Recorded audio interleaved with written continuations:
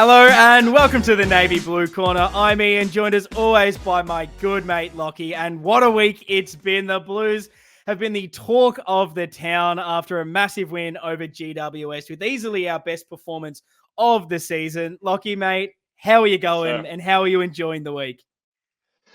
How can you be down after a game like that, mate? We're up and about.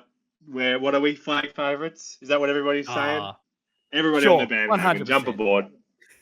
It's about time someone joined us, Lockie. It is nice to Yeah. see. But look, there's plenty to talk about as we build up and preview our round 7 clash against Geelong. So let's get right into it. We're starting with Navy Noise, and we're trying to streamline this a little bit. If you have noticed, we're still doing a bit of the review of the previous week, but you can find that on our own YouTube channel, Navy Blue Corner. Links will be in the description and show notes if you're watching on YouTube. And wherever you get your podcasts, both of these will be in the exact same spot. So you probably haven't missed anything there. But this is going to be a bit more of that preview show and talking about those big moments of the week. And Navy Noise is where we do that. So let's talk about it, Lockie. Let's talk about our upcoming run of games. And really, the chat has been on, are we a contender? Who are the contenders? So let's have a bit of a comparison as well. I love it. So I'll start with a bit of reflection because we both said our last 3 games, Freo, Adelaide, and GWS, that our prediction and what we said as pass mark, we wanted to be 3-0, but at worst case, you can cop 2-1. We ended up being 2-1. Lockie, are you happy with that result? Absolutely. I think that's the whole point of the pass mark exercise. You've now triggered me back to the start of the season where I'm not sure if my dad will be listening because he often does, but shout out if he is. He said before the Brisbane game he wanted to be 1-1 after Brisbane and Richmond, and then straight after the Brisbane game he goes, "Well, I take that back now. I would only take 2-0 now." It's like that's the whole point of the pass mark is if you say 2-1 and we lose to a team that we think we'll beat and beat a team that we don't think we will, that's a win. So I'm gonna stay here and say that I'm happy with the 2-1. Yeah, Long-winded way of saying it.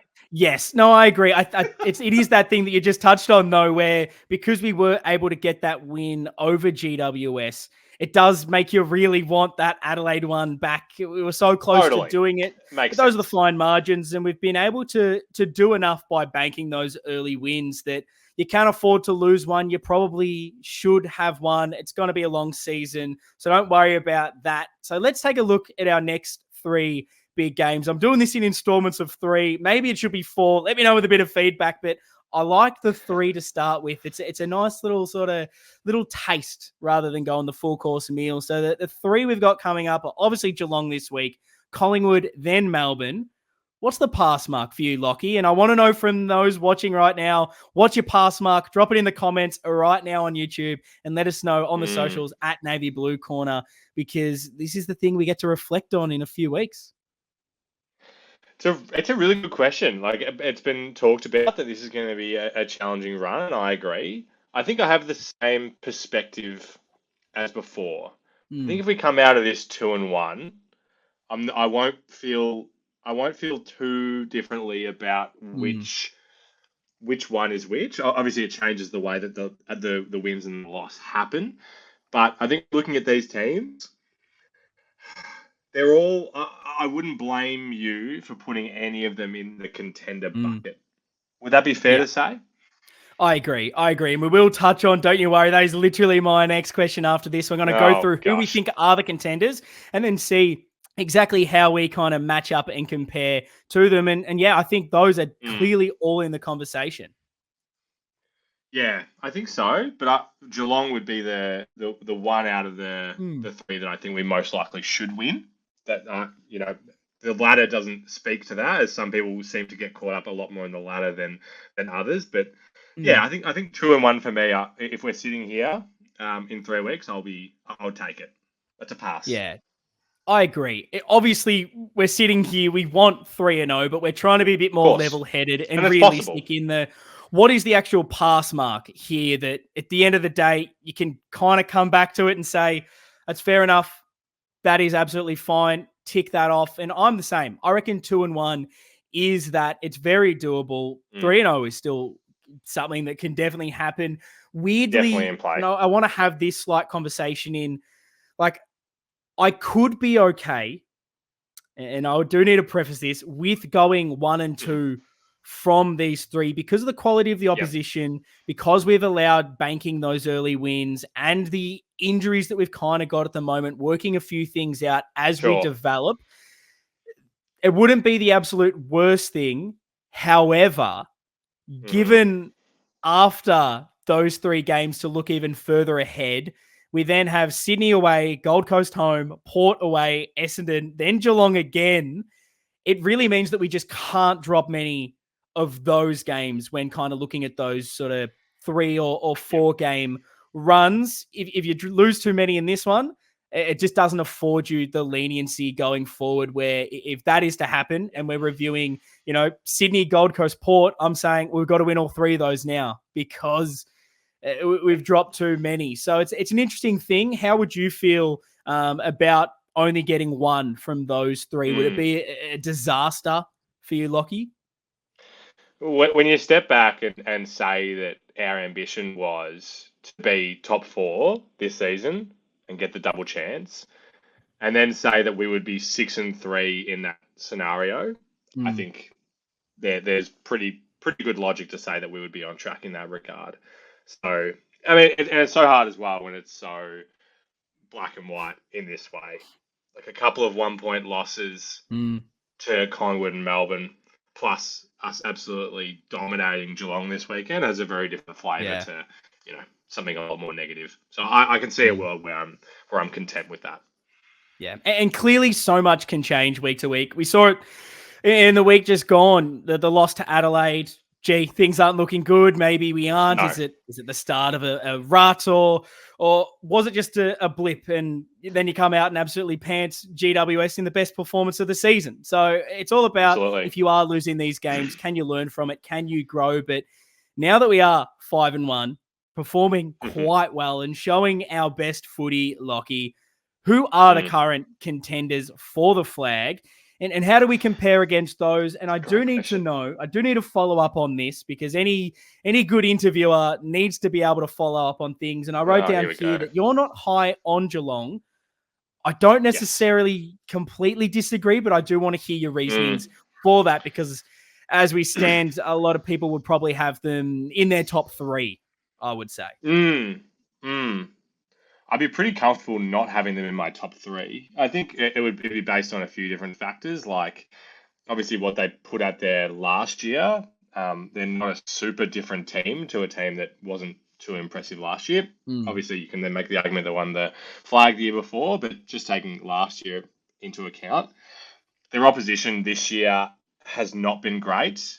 You could argue that Brisbane, their win against Brisbane on the weekend, is their only win against a likely top 8 team. And that was, I didn't watch the whole game, but it looks like extremely outlier conditions that they were playing in. So yeah, I'm happy to not put them in my top 3.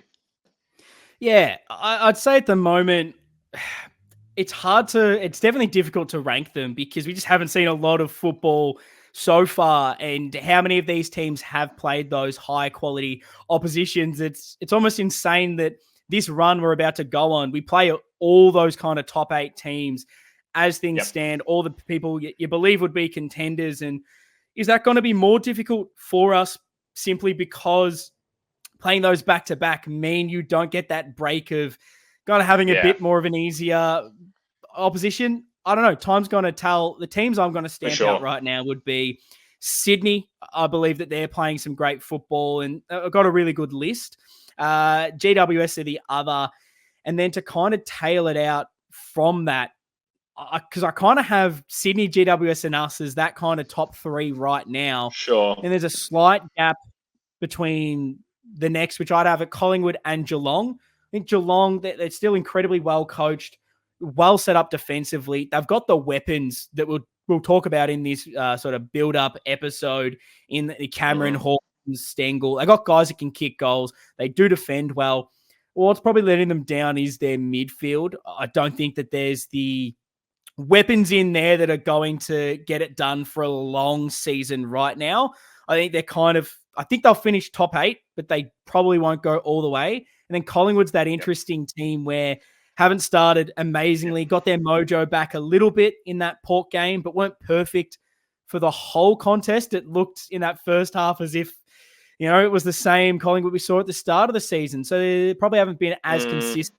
But, it's a long season. Things can change. And then it's an even bigger gap at the moment. Melbourne are probably the only other team I can see jumping into this, but I just have so many other question marks on them right now, particularly with their forward line and who's kicking goals.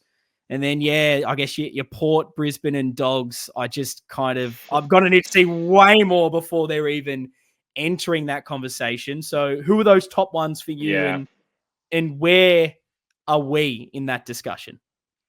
Yeah, for sure. I'm pretty aligned. Maybe I'm a bit higher on the Pies than you, and maybe a little bit not as high on Sydney. Honestly, if I would probably put, I can't separate to say a clear winner out of us, the Giants, and Collingwood. Honestly, at this stage, to me, I try not get too caught up in just what we've seen wins and loss wise. In the first 6 games of the season, which it's hard to do when the ladder is quite an objective thing in determining the season. But the Giants have been amazing, apart from slipping up against us. Collingwood started slowly, which we often see from teams that won a flag, and I think they've been really good since then. And we're the best of the lot. No, I have us in the top 4 best teams at the moment. I have us probably 3rd right now as things stand, because we're able to show it against a team like GWS, but we still have so much to prove, and I'm definitely not getting carried away in this conversation at all. It's just good to, I guess, be able to have it and say that there's evidence supporting us, particularly in the wider AFL community. A lot are agreeing that, we're one of those that can definitely do it. It isn't some pipe dream. We're well and truly amongst them. And it's going to be interesting after this next month, revisiting this and seeing where clubs are, because I reckon it's going to be tight. I would add Collingwood to that. They continue the form at the moment into that top 4, and how can we split them? Hopefully we can win some games to do so. But let's jump in to Grill the Corner. We're going to try and make this episode here on Blue Abroad a lot more listener question focused and putting us in the hot seat to do so. We chuck out every single week the questions on the Instagram, on the Twitter. Lockie finds some amazing ones for us. And if you do have any questions and you're watching live right now on Blue Abroad, chuck them in the comments. These are obviously pre-recorded, but I'll be in there to try and answer as best as possible anything that doesn't get answered. If you just want to know, again, just social media, whether it's us individually or the podcast itself, just tweet at us, send us a DM. Always happy to have a chat. But Lockie, what are the big burning questions this week that put us on the grill? Absolutely. Well, I'm excited to agree about this one because we allowed a little bit of fence sitting on our show on our own channel this week. But the biggest thing coming in is about the 2 rucks and Pitt. Yes. So I'll read a couple of these out to put some names out there. So David Madden asked, is Pitternet a lock for the rest of the year? Our good mate Pommy, 2 rucks, how do they sustain it? Is this a game by game or is it a pure system for every game? I like how he's put that. And as well as Tom asked, are you both sold on 2 rucks every week now? So off the fence, Ian. I'll try my best. I feel like my answer is going to be fence sitting, so feel free to really call me out on it and make me have to answer it, because on the review show this week on the Navy Blue Corner, we kind of alluded to the fact that you can be really reactive last week and say, that was the worst the rucks have looked, don't do it again. This week it's the best it's ever looked, and it's locked in for life. I'm trying to look at it rationally and say I need a bigger sample size before I'm 100% locked on the 2 rucks being what we go from here on out. I need to see different ruck combinations as far as who we're coming up against, because look, Briggs isn't amazing. He's fine. When we come up against a Max Gawn, is that what's going to make things a little bit different for us, where you're going against one of the best ruckmen in the competition. Those are the challenges that will happen. Right now, seeing that it finally has worked, I'm locked in for the foreseeable future, getting that sample size so we can make a proper decision. So for the next month, I want to see it happen. And as far as how we can sustain this, I mean, that's going to be the most difficult question. It's about getting as much as the best parts of the two rucks that we got this week and maneuvering different ways to do so. And that's how can we get Pitto more involved around the ground? How is he able to take more marks that we saw this week? The 3 marks, 2 contested. How can we get more space in that forward line so De Koning can be another threat, be that third tall and not get wasted and run over the top like we saw in the Adelaide game? A lot of that for me comes from almost everyone else. We need that pressure up. We need the team defense to be there, because when it is, it works. And weirdly, I think we're all forgetting that for the back end of last year, what got us to a prelim, a sniff away from a grand final, was the 2-ruck combination. This isn't something new. It's been there the whole time. We saw it work against Melbourne in a final where De Koning bobs up. So, yeah, lock in for now, but let's not overreact either way, is where I'm trying to see things. I absolutely love that, mate. You nailed that answer. The only thing that I'll probably add as well is I want to be consistent in how I apply my methods to things here. And so someone like Fantasia, for example, I've been quite, I think, lenient on him and saying that, he's coming into a new system and we need to give him time before we make decisions about things. This is just another example of it for me. Like TD, like we weren't happy with the performances last week.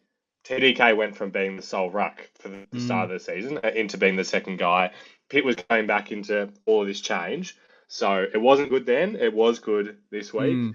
Let's give it some time before we make too many decisions on it. No, I love that. And look at just collectively how we played as a team last season. I think we do need to give things time, and maybe on individual players, absolutely, we just need to give them 3 or so games to really prove it and not comment on it, but let's not completely judge everything just off one game. Lockie, I love it. What other questions do we have? Got a good comment here from Tom V. They said, thought our lesser lights were huge in the third term, and Cottrell is the Red Cyril. Thoughts on that nickname, and any love for the Red Cyril from you? Oh, I thought Cottrell was incredible. It's an interesting nickname. I don't mind it. I think that's pretty good. I'm sure this man can get an incredible amount of nicknames. He's so meme worthy, but yeah, he's that kind of player that we really need to get involved a lot more. And when you lose guys like a Jack Martin, Fogarty, and Cunningham around that sort of run and connection, that mid-forward connection, you need guys to step up. And Cottrell, what he was able to do, Elijah Hollins, I absolutely love it. I'm so excited by that.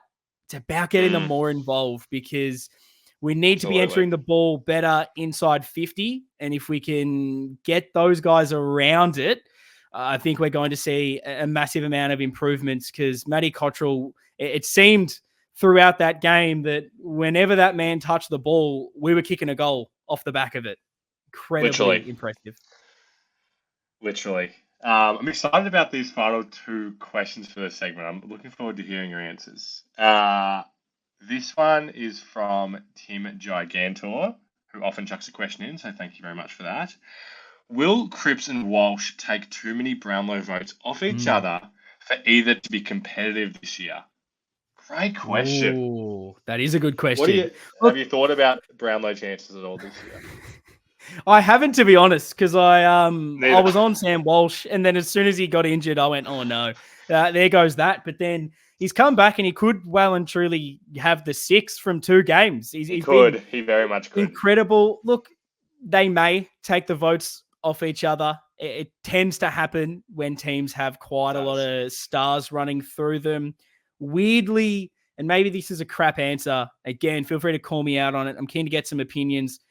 A few years ago, the Brownlow, the Coleman, all Australians, I really wanted that for, and I still do to an extent, just for the individual player and just their own success. But, mate, if none of our players ever won an individual award for the next 30 years, but we won some flags, I wouldn't care. So, yeah, as long as they're playing good footy and taking votes off each other, it probably means we're winning games. So go for it. But, yeah, it might make it tough in the end to take home the Chaz. That is a fantastic reflection. I could not agree more. And also, I think if you said that to me 3 years ago, I'd be like, you're crazy. I'm always going to care so much about those things. And I'm so with you. So that's a great reflection. It helps that Rick has one under his belt. That probably makes me less inclined. Give one to Walshy this year. Why not? 3 Colemans in a row. We win everything. I'm excited to see where you go with this one. These are the questions I like to see in this segment. I'm not sure where you want to take it. Is there a chance that AFL coaches know more than the media and fans? That's an absolute ripper. It's a tough question to get on the spot. No, I mean, look, but it's something that go ahead. Yes, clearly. And that's something I do try to be very conscious of in the discussion pieces that we give around this. And I feel we're quite good at it in saying, look, we're not AFL coaches. We're clearly not AFL players. We've never been that high as footballers. So there's a massive degree of knowledge that we're never going to get. But we're also not necessarily trying to act like we are. We're simply fans giving a bit of a perspective and trying to have conversations that we're probably not seeing in the media. That's, I guess, where I see our kind of role in this. And it's fun to see us get proven wrong for certain things where we maybe all said, look, the 2 rucks last week, which I assume is that key point driving that question. I would say so. We'd all say, hey, don't play Pitt this week. You play him and it works out to be the best thing of all time. Yeah, there's going to be times that you do just have to back in the coach. And it's why I feel I'm evolving as a fan, as someone that sort of comments on these things where maybe last year, 2 years ago, that team selection happens. I disagree with it and I'm up in arms. There's a big social media meltdown that, oh my God, what are we doing? Why isn't this guy playing? Why are we selecting player X? Whereas even this week, I didn't necessarily want Pitto to start based off what we saw. But when the team was announced, it was immediately back them in. They've got a plan. Yeah. I want to see it before I judge. So it's interesting. I think it's clear that they do know more than us. Doesn't mean we can't question things, but maybe we just need to slightly evaluate how we comment on things and just let things play out before we need to overreact. I like that. I think we've both grown in that regard over the time that we've done the podcast in that way. Like sometimes I feel like I have to caveat myself when I talk on a topic like you maybe in the next segment we'd Andrew ask, Russell. yeah, sure. Like we'd say, would you risk playing McGovern this week, even if maybe he's a week early or something like that? And I have to caveat myself and say, like, I'm going to give my perspective here. Yeah. I know so little on this, whereas there's other things that we can have opinions on where, maybe, like who the coaches think are the contenders this year. Or maybe we have the same level of knowledge on that. And I think that's kind of where I feel like the fan media excels and where the actual mainstream media falters in these discussion points where we aren't just having them for a clickbait sense of what's the big story we can create this week and talk about. Yeah. We do try to be a little bit more objective, look at all sides of it. We have a bit more time to do so. So in these, if we're complaining about the injuries and giving a perspective on something, we're not privy to all the information, we're at least trying to discuss all the potential outcomes, and then off that, trying to come to a conclusion, but reiterating that there's multiple avenues that could be the actual truth. So, no, I love that question. Send more of those in every single week at Navy Blue Corner, because it's honestly one of my favorite parts of this, and it's why we're going to try and make it a bit more of a focal point going forward every single week. But as we're moving on, we're going towards the big preview of this, the blueprint to victory. Lockie, we're playing Geelong. They are playing some great footy. We've come off a big win. What do you want to see this week? Oh, my word. I just want to start by saying, like, it's a funny way that football works, I feel like, where we lost to Adelaide when they hadn't won a game. And it kind of felt like the perfect storm of things happening for them. And it felt like the worst week to kind of get Adelaide. I feel like we kind of got the Giants at a really good week. And I also feel like we're getting the Cats at a good week. This feels like a good time to play them. 6-0, coming off a slog up there in Brisbane. I'm feeling really confident that we can put in a good performance here. And I'm actually surprised to see that we're underdogs. In terms of what I want to see, I mean, we've talked about it in depth on our review show, but the forward line synergy, I'm not going to even say it can be as good as the Giants game, but if we see something around that regard, I'd be super happy. Getting the ball into the forward line smartly, guys leading into the right ways, not getting into each other's way, goal kicking spread. Wow, if we see all those things, I think we'll get over the line. Oh no, those are very similar to the points I have, and I love that you did touch on, I guess, getting teams at the right time. There is that element of Adelaide, all the pressure was on them, and then this week, the week just gone, they do have a bit of an injury as well. Finally, that happens to us. I know we've got so many injuries right now, so it feels good to come up against someone else when they're not 100% fully healthy. And it kind of happens again this week. Geelong playing some good footy. Tom Stewart won't be out there. So that kind of plays into our hands slightly. We can exploit something for once, because I know they'll be talking about a few of the players we have out. But what I want to see, I want to see the two rucks working. So we aren't back here having the same discussions we had after the Adelaide game. Doesn't have to be as good. No one is saying they need to do that every single week, but more towards that than the other ends. And I want that same impact from the front half players, the Cottrell, Hollands, Durden, etc. Love their involvement. Loved the scoring chains and how we were using them. Very underrated games from Cottrell and Hollands in particular that the mainstream probably won't talk about at all. And then that last one is really just that stronger in defending the ground. It's that other area I think we do need to improve on to an extent. I know personnel is probably what's causing a lot of the issues in how we are doing that currently, but Geelong, they're 4th for inside 50s in the competition, 5th for marks inside 50. We know they've got weapons in there as well. They create a lot of good looks in front of goal, and they've got the guys that can put them through the big stick. So that's the kind of area that we need to be very on top of, just to quell their kind of influence on the game. Yep, I like it a lot. Beautiful. So let's move to team selection. If you're watching on YouTube, drop it in the comments. What are your team changes this week, or are you keeping the same team for the first time this year? Very keen to know all of your thoughts. If you're listening in podcast form, at Navy Blue Corner on the socials. Lockie, at the moment, the injury list has dropped. Williams, with his sort of knock to his Achilles, is a test to play. Wiedering with his corky is a test. Doesn't look like anyone's going to be back this week that was injured. No. Looks like most of them are kind of a couple of weeks away. Might even get them back next week if we're lucky, which is a positive thing to see. But, anything could happen. Let's not worry about that until they line up. But looking at this week, Lockie, what are your team changes? I'll be keeping it pretty simple this week. I think, obviously, fingers crossed that the two guys with a test come up. I think that will create some issues that I do not want to deal with if Wiedering in particular can't play. So assuming that they're both tested well and come through fit, I'd personally just be switching Fantasia and Carroll as the sub to give Carroll a full game.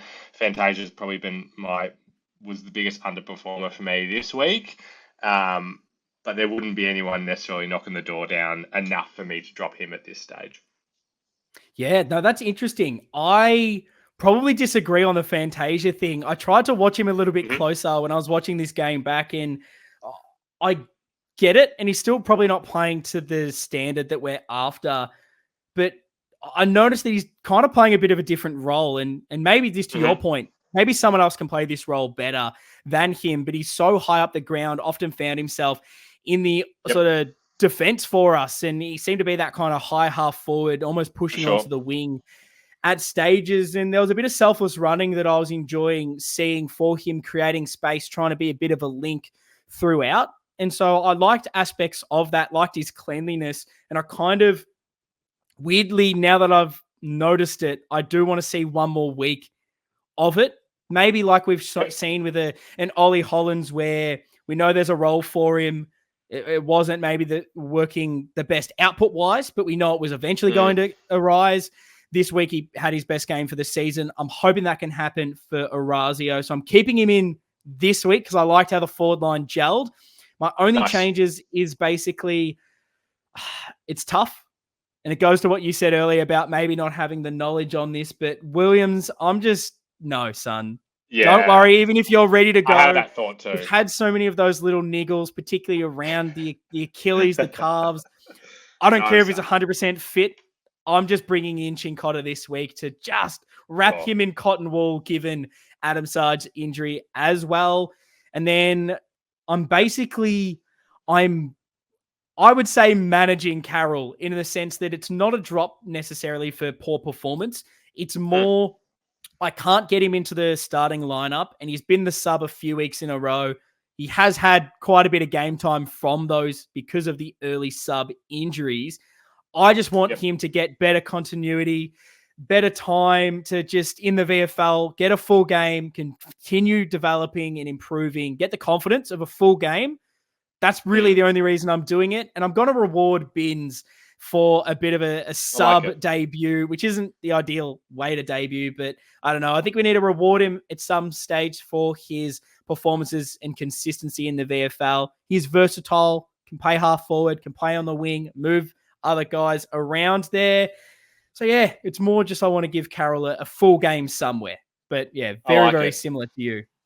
No, very good. They were all thoughts that went through my head as well. And Cincotta would definitely be my guy to bring in were they to rest Williams, which honestly I think is most likely. I think if I was a betting man, Wiedering will play and Williams won't, based on nothing. Yeah. Oh, but there's 100%. My unsolicited 2 cents. Touch wood, obviously, as always for these kind of things, but. If Wiedering got through last week's game, not being able to move, you're not stopping him playing this week. He's going to be absolutely fine. So the last kind of thing that we touch on every single week is that what do we need to overcome that will lead us to victory? Yeah. I know this is a segment that I tend to absolutely rapid fire through a few things, but I guess, Lockie, to put it out to you, and obviously those that are watching and listening along, is there one key thing that you're saying that this is kind of that key to victory? I mean, I've already talked about it in this episode. I'm going to let you do your rapid fire and just say that it is the forward line for me. I thought about our midfield. I'm really confident in a strong midfield performance. Our defense, even though we're undermanned, we stood up really well against the Giants last week, so I'm confident there. Forward connection, if that's not working, I don't think we're going to win. Yeah, but I think it's going to work. No, absolutely love it. So yeah, my points, they're very simple, so I'll try and be very succinct with them. First one is just limit the inside 50s. As I said earlier, they're 4th for inside 50s, Geelong. We're 7th. They're 5th for marks inside 50. We're 9th. So I've improved in that a little bit, but I just don't want to give them easy looks because I'll start listening, mate. They've got Cameron, Hawkins, Stengel, Close, Holmes, Dempsey, Henry, crafty guys inside 50 that always seem to bob up and kick 1 or 2 every single week. So they can cause us trouble because of that. If you shut one down, the other is going to take over. So we've got to be really strong with that. And linking that is obviously, we're just going to have pressure around the ground and work hard to stifle their clearances, particularly around stoppages. They're 3rd in the comp for stoppage clearances. We're 15th. Which is interesting. We've kind of shown that our strength at the moment is center bounces. We're 2nd for center clearances, they're 10th. So it's kind of interesting where we're better at the center clearances, they're better at the stoppage. So we just really need to match them around the ground. They're a bit more outside. So yeah, limit their strength by winning it from the source. It kind of works out well for us there. And the last one is really your main point, Lockie. It's we just have to use the ball smartly inside 50. Our entry and forward movement was so much better against the Giants. We got the ball in quick to the right areas, all the while creating space and targets inside 50. Geelong are one of the better defensively set up sides in the comp. They're one of the best coach sides, with probably, I would say, the best coach going around right now. So we just can't make it easy for them. Yeah. No Tom Stewart. So let's exploit that to a degree, like we were kind of able to last week without GWS having Sam Taylor. Use it to our advantage for once. And I guess going with the 2 rucks again, we've seen how bad things can go when there's no pressure, when you're clogging up the space and moving it really slowly. Overcome all those things. We will come away with the win. But, mate, I'm excited. We are 5-1. I'm pumped. We've bounced back. We've learned from things. We're in a really good place. We've got a tough run of fixtures, as we said. Is the pressure back on now that we're really talked about as the contenders? I want to see how we react to that on the field with a massive win against the Cats. We'll be back next week doing our review on our own YouTube channel. Navy Blue Corner will be in the links below in the show notes. So don't miss out on that if you want to get a bit more of an overview of us just talking about the game past. But obviously, we'll be back here every single Wednesday on Blue Abroad, 8 p.m. and wherever you get your podcast, talking about the big hot topics every single week surrounding the Carlton Football Club and previewing the upcoming game. It's late again, Lockie. I do it every single time, but we've got some teas still available. If you want some Navy Blue Corner merch for season 2024, they're selling quick. People are enjoying them, and I'm trying to write some funny notes as well. So you're not just getting the t-shirt. I'm trying to have a bit of creativity and fun with it as well. Maybe I'll even draw a couple of pictures. Send in your request with your orders in the notes if there's that available. And maybe I'll do something for you in that as a bit more incentive to purchase a tee. But yeah, head over to our Big Cartel. Links in the show notes. Links everywhere. Head over to the socials. That's all the plugs. Up the buddy baggers. See you guys next time.